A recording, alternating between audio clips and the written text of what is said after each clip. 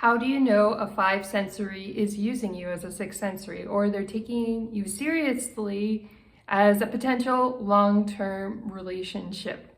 So when they are seeing you as a short-term category and this becomes more obvious over time, first of all, they will make a lot of big promises. They will want to go on vacation with you. They want to spend Valentine's Day with you. They want to celebrate your birthday or whatever those plans are. They will make plans. How do you know for sure that this person's not that interested? It's when the plan time actually comes around. So it is Valentine's Day, or it is your birthday, or it is time to take that vacation. Somehow they have a way to backpedal out of it. Or maybe they try to ask you to take on some of the expenses and split it. That is a way that people are trying to initiate some kind of short-term relationship rather than taking responsibility for a long-term relationship. And so some of these things don't reveal themselves until they reveal themselves over time. And you have to kind of wait and see as you get to know a five sensory what their real intentions are. That's why it's so important to take time to get to know people and watch what they actually do versus believe whatever words they say at the beginning. Because if it's all words and no action, then that means it's more of a short-term than long-term relationship goal. The next step that helps you realize that you're probably in it for the short term and this five sensory is not interested in you long term is that they either ask you to see them at the last minute or they cancel anything that you have planned. Both of these are red flags, and if five sensories are doing this on a regular basis and they don't really have a good backup as to why, that's a surefire sign that they're not interested in you in the long term and you need to let them go.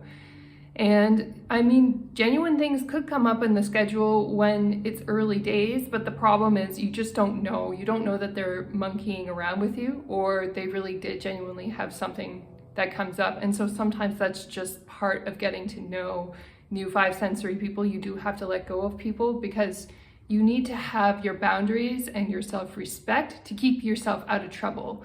When us six sensories are too empathetic and too nice to five sensories, that's when we actually get ourselves into trouble. And then we wonder why, but I was so nice, how come this person didn't treat me the way that I should have been treated? And it's because you didn't have boundaries in the first place. So that's why boundaries are so key to help sort out the short-term people from the long-term people as a six sensory. And the final sign that a five sensory isn't in it for the long haul is that they won't introduce you to their friends and family or anybody else that they care about in their lives. You're kind of kept separate from their social stratus. When that happens, you know for sure that they're not interested in keeping you around for the long term. They just want whatever they want in the short term. And having said that, it takes time to get into that mode where you are meeting people that are in their lives. But if it's been 6 months and you still haven't met anybody, that's a sign that they're not that interested in you in the long term. And then how do you know that five sensories really do want to spend time with you? They really do want to be with you in the long term. Well, number one is they want to make sure that you are happy as a sixth sensory. They will be there to support you. They will say positive things to you about whatever you are doing. They will be basically a very kind and generous person. And they're not going to knock your dreams. They're not going to say anything negative about you unless it's meant in a very constructive way. Constructive criticism is okay if they have genuine feedback for you. Having said that, if they're just being plain negative and there's no real constructive feedback behind it, then that's a surefire sign that they're not a good fit for you. I mean, they could even be seriously interested. It's possible that they're seriously interested in negative. It happens sometimes. Having said that, you know 100% for sure that they're in it for the long term when they're really overwhelmingly positive about any information that you've shared with them. And of course, be discerning about what information you do share in those early phases with the five sensory. I wouldn't talk too much about goals, dreams, and ambitions. Even if they ask, I would keep it very short and I wouldn't include a lot of detail because you don't really know who you're dealing with yet as a person. And so Anything that you do choose to share, though, if they're positive about it, it's a good green light that you can share more with them about potential goals, dreams, and ambitions, or things that are going on in your life. The next sign that the 5 sensory is really in it for the long term is they will give you a certain look in their eyes, that they're very loving and they really care about you. They may not say it yet if it's early phases, but if they're very doting and very protective of you and they're looking at you a certain way for a long time, it's a good sign that they really want to be around in the long term. It's a very positive signal that they are wanting to keep the conversation going. And if they send a lot of texts to ask questions and detailed answers to any questions that you might have, that's also a good sign that they're interacting with you and they really want to stick around in the long term. Some of the signs that maybe they're not so interested in the long term is if they're breadcrumbing, if they're giving you very short answers. Having said that, some people are very busy for texting, so sometimes people are better in person. So if they're making time to schedule things with you and they're very engaged in person, then I wouldn't worry too much about shorter texts. That could be fine. Some people are texters and some people are not. But having said that, if there's no in-person happening and there's very short text messages, I would just look for another person to get to know.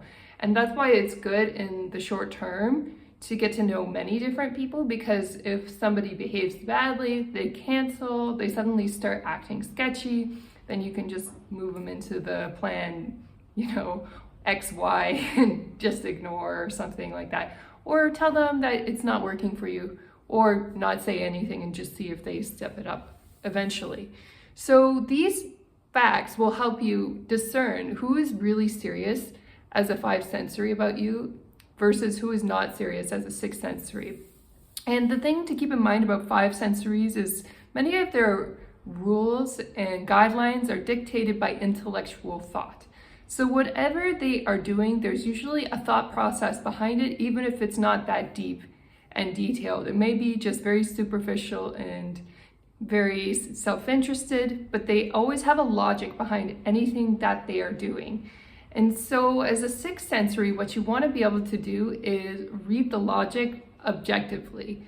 Don't go based on the top notes of your heart and your emotions. If you think some guy is good looking, for example, and you're a woman and you want to keep him around because he looks good beside you, but he's just not treating you right, it's not a good idea to continue getting to know this person. And having said that, it's not always the good looking ones that end up behaving the most badly. In fact, in my experience, sometimes it's the people who aren't as good looking that I think I'm going to have a more laid back time with can actually be the ones who play the most games as opposed to the good looking people, which can be very surprising.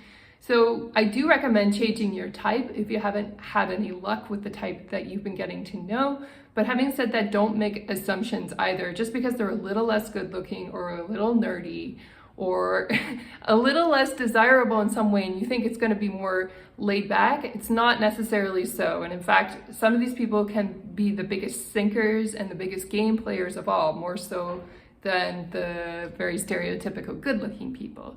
So you just never know what you're going to get. Give different types of people a chance, and maybe unless they really violate your values or they say something negative, then yes, of course, don't continue seeing them. But if they're just a little bit different than what you're used to, but they're really kind and they treat you well, I recommend giving those types of 5 sensories a chance, because they could end up being a really good fit for you. And people who are logical can complement you as a 6 sensory. So if you find the right person, it can be a really good thing to have that person in your life.